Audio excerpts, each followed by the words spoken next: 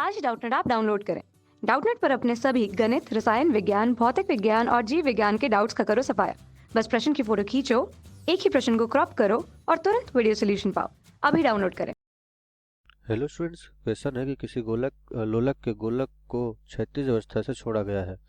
यदि लोलक की लंबाई 1.5 मीटर है तो निम्नतम बिंदु पर आने पर गोलक की चाल क्या होगी। ठीक है, यह दिया गया है कि इसकी आरंभिक ऊर्जा का 5% अंश वायु प्रतिरोध के विरुद्ध क्षय हो जाता है। तो यहाँ पर हम मान लेते हैं कि हमारा जो यहाँ पर क्या है कि लोलक लटका हुआ है। ठीक है, यहाँ पर हम मान लेते हैं यहाँ से हमारा क्या लटका है, यहाँ पर एक लोलक लटका देते हैं।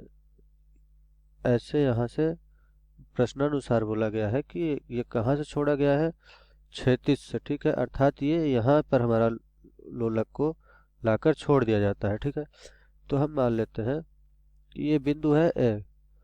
तो इसका पूछा है कि न्यूनतम बिंदु पर आने पर गोलक की चाल क्या होगी। अर्थात हमारा अगर ये जो है यहाँ पर आ गया है, जब सॉरी पर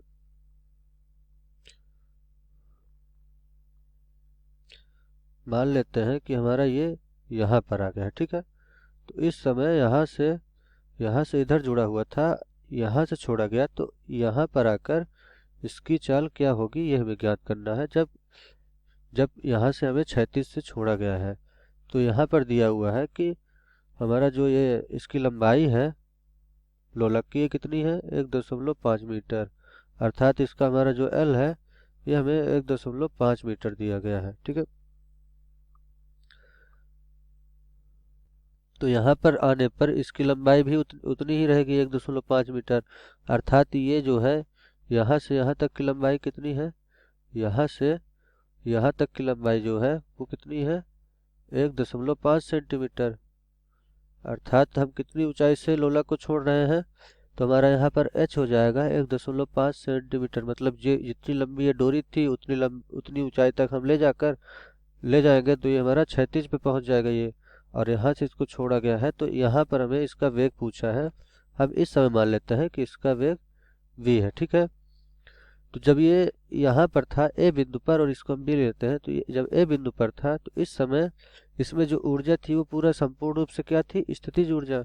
अर्थात यू हमारा यहाँ पर क्या था, स्थितिज ऊर्जा एम जी एच। अर्थात इस लोलक का इस गोलक का द्रव्यमान और यहाँ पर गुरुत्वीय त्वरण और एच। ठीक है, एच यहाँ पर ऊंचाई है इसकी, ये था। जब इसको छोड़ा गया तो यहाँ बी बिंदु पर आके इसका पूरा स्थितिज ऊर्जा क्या होगा, अब वो क्या हो जाएगा, गतिज ऊर्जा में परिवर्तित हो जाएगा। ठीक है, तो जिस वजह से हम बोल सकते हैं कि ये हमारा ए बिंदु पर था। ठीक है, अब जब ये बी बिंदु पर आएगा तो हमारा जो गतिज ऊर्जा के है ये स्थितिज ऊर्जा के बराबर, अर्थात हमारा पूरा का पूरा स्थितिज ऊर्जा गतिज ऊर्जा में परिवर्तित हो जाएगा। ठीक है, और गतिज ऊर्जा का क्या होता है फार्मूला, अर्थात सूत्र 1/2 mv² के बराबर। ठीक है, तो यहाँ से हमारा क्या हो जाएगा, u यहाँ पर 1/2 mv² को हम किसके बराबर लिख सकते हैं, ये हमारा u के बराबर है। पर यहाँ पर बोला है कि जब यह दिया गया है कि इसकी आरंभिक ऊर्जा का 5% जो है अंश वायु प्रतिरोध के विरुद्ध क्षय हो जाता है। अर्थात जब इसको यहाँ से छोड़ा गया था उस समय यहाँ पर वायु के प्रतिकर्षण की वजह से, यहाँ पर प्रतिरोध की वजह से वायु के, इसकी जो ऊर्जा है, अर्थात इसकी जो ऊर्जा थी U, उसमें से क्या हुआ है कि 5% क्षय हो गया है। ठीक है, अर्थात ये हमारा कितना था U, अगर हम मान लें 100% था तो इसमें से 5% क्षय हो गया। अब U कितना बचा, अर्थात हमारा अब स्थितिज ऊर्जा कितनी बच गई, 95%। अर्थात ये बच गई 95/100 के बराबर। और हमारा यहाँ पर U कितना है, mgh। अर्थात ये हो गया mgh। तो अगर हम इसको मान लें कि ये हमारा प्रारंभिक, अर्थात ये u आई था, तो ये हमारा क्या होगा, अंतिम स्थितिज ऊर्जा। ठीक है, uf, तो uf कितना बचा, 95/100। ठीक है, तो यहाँ पर हमारा क्या है, यहाँ पर u आई था। ठीक है, और हमारा यहाँ uf, तो हमारा जो है ये जो गतिज ऊर्जा है ये किसके बराबर होगा, यूएफ के, क्योंकि यहाँ पर हमारा क्या है कि जो जो हमारा गतिज स्थितिज ऊर्जा था वो पूरा का पूरा गतिज ऊर्जा में परिवर्तित हो गया है। तो ये हमारा यूएफ है, ये भी हमारा यूएफ।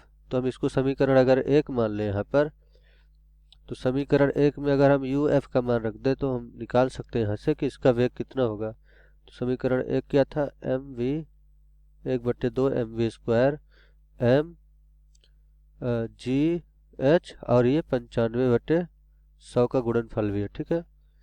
तो यहाँ से हम निकाल लेंगे वी, यहाँ से क्या क्या कट रहा है पहले देख लेते हैं। ये हमारा कैंसिल हो रहा है, यहाँ से 2 से ये 50 बचेगा यहाँ।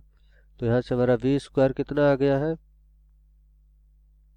95/50 जी एच के बराबर। तो v हमारा हो जाएगा √ 95/50 जी एच, ठीक है। तो यहाँ हम मान रख लेते हैं, हमारा गुरुत्वीय त्वरण का मान g का मान होता है 9.8 मीटर प्रति सेकंड स्क्वायर। यहाँ पर h का मान हमें पता चल गया क्या है, 1.5 मीटर है, ठीक है। तो हम रख लेते हैं इसको, यहाँ से हमारा आ जाएगा √ 95/50 × 9.8, और ये गुणे में कितना है 1.5। तो यहाँ से हमारा v कितना आ गया, v आ जाएगा हमारा 5.3 मीटर प्रति सेकंड, ठीक है। अर्थात जो हमारा वेग होगा गोलक का वो कितना होगा, निम्नतम बिंदु पर इतना हो जाएगा 5.3 मीटर प्रति सेकंड के बराबर। Thank you. कक्षा 6वीं से 12वीं से लेकर नीट, आईआईटी, जेई वो एडवांस के लेवल तक 1 करोड़ से ज्यादा छात्रों का भरोसा। आज ही डाउनलोड करें डाउटनेट ऐप या व्हाट्सएप करें अपने सारे डाउट्स 8400 400 400 पर।